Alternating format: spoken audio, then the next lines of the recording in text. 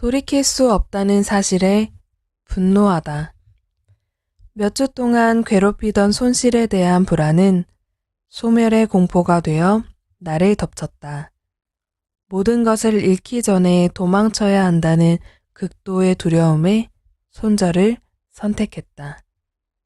그렇게 블랙홀처럼 모든 것을 빨아들일 것 같던 공포라는 소용돌이를 정신없이 통과하자 나를 기다리는 것은 좌절감이었다.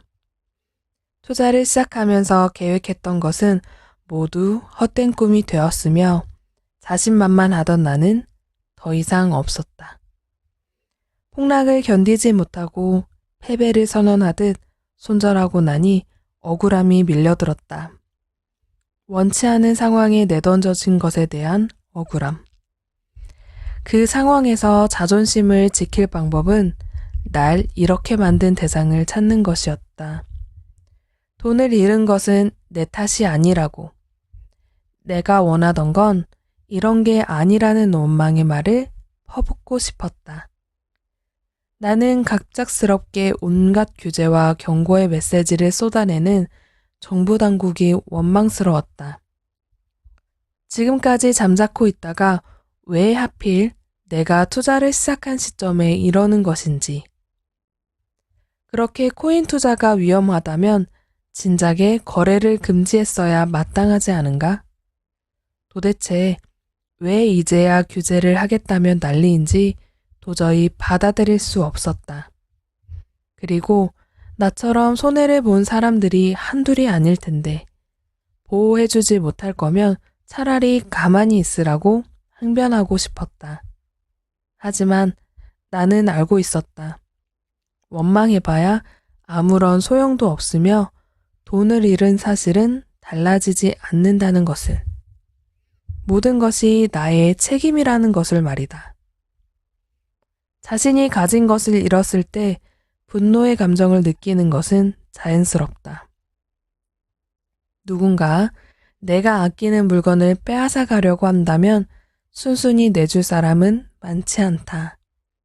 당연히 상대의 행위에 대해 화를 내고 내 것을 지키기 위해 싸워야 한다. 이때 필요한 것이 분노다. 하지만 분노의 감정이 정당하지 않을 때, 그리고 분노가 아무런 잘못도 없는 대상에게 향하는 경우 우리의 삶을 망가뜨리고 파괴할 수 있는 위험성 또한 내포하고 있다. 코인이 폭락할 때마다 좌절감에 휩싸인 사람들은 분노의 감정을 거세게 표출했다. 어떤 이는 매일 시세를 확인하던 휴대폰을 집어던졌으며 어떤 이는 컴퓨터를 박살냈다. 누군가는 집에 있는 물건들을 모조리 집어던지고 아무 잘못도 없는 문짝을 부숴버리기도 했다. 이러한 행동은 그동안 불안과 공포로 누적되었던 내면의 긴장감과 분노감을 발산하기 위한 것이다.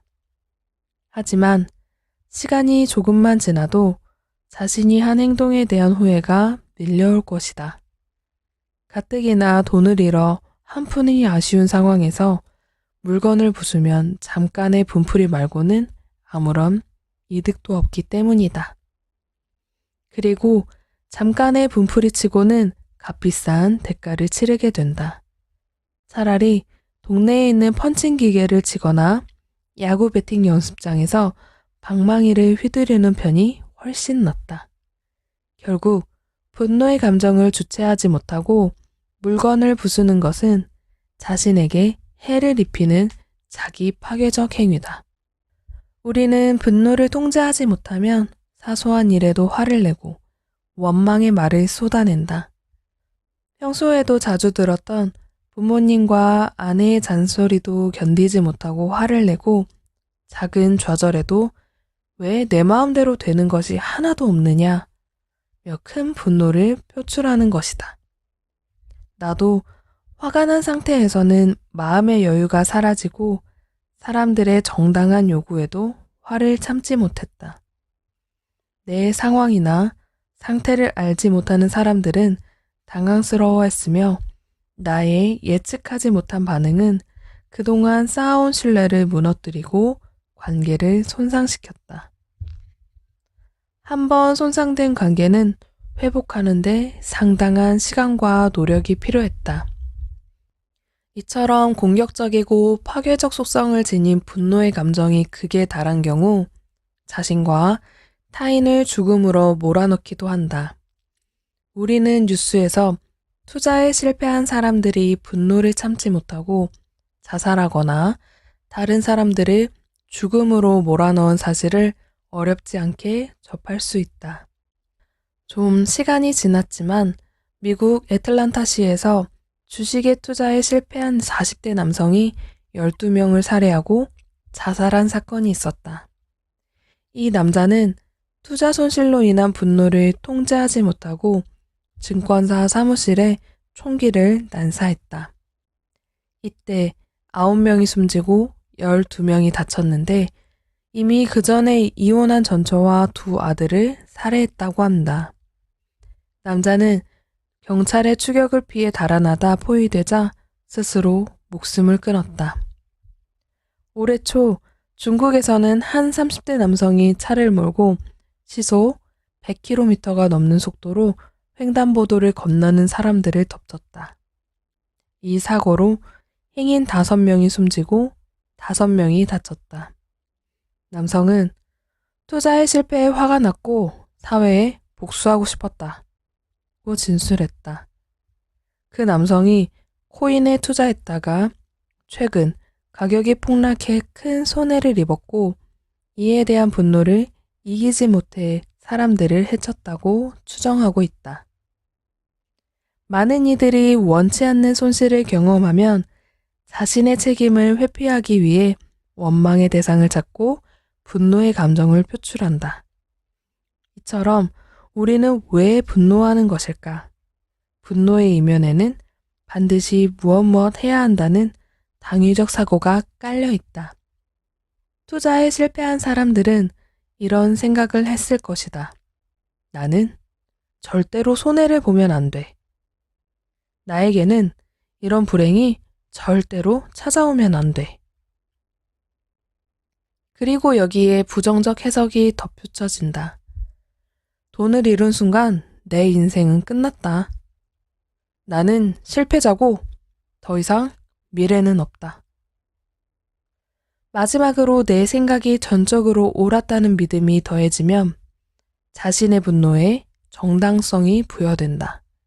그렇게 분노는 자신과 타인의 삶을 해치게 된다. 하지만 생각해보자. 세상에 당연한 것은 없다. 투자를 하면 수익이 날 수도, 손해를 볼 수도 있다.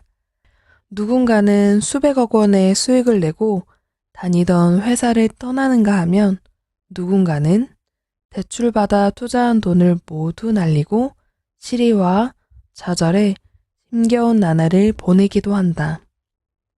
손실은 얼마나 좋은 의도를 갖고 있으며 얼마나 절박한지와 상관없이 찾아온다. 그러니 반드시 뭐뭐 해야 한다는 비합리적 당위에 자신을 가둬서는 안 된다. 그렇다면 상실의 강을 건너는 동안 분노의 감정은 왜 찾아오는 걸까? 분노의 감정은 대부분 우리가 통제할 수 없는 상황에서 발생한다. 투자했던 돈은 이미 내 손을 떠났다. 이것은 내가 받아들이든 그렇지 않든 변하지 않는 사실이다. 우리는 이 상황을 어떻게든 돌이켜보고 싶지만 그것은 불가능하다.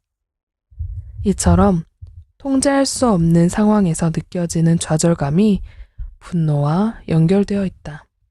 분노의 감정은 지금 내가 처해 있는 상황이 통제 불가능한 것임을 받아들이라고 말한다. 미국의 신학자 나이놀드 니부어의 유명한 기도문에는 이런 구절이 있다. 하나님, 내가 바꿀 수 없는 일에 대해서는 그것을 받아들이도록 평정함을 주시고, 내가 변화시킬 수 있는 것이라면 바꿀 수 있는 용기를 주옵소서. 그리고 이 두 가지의 차이를 알 수 있는 지혜를 주옵소서.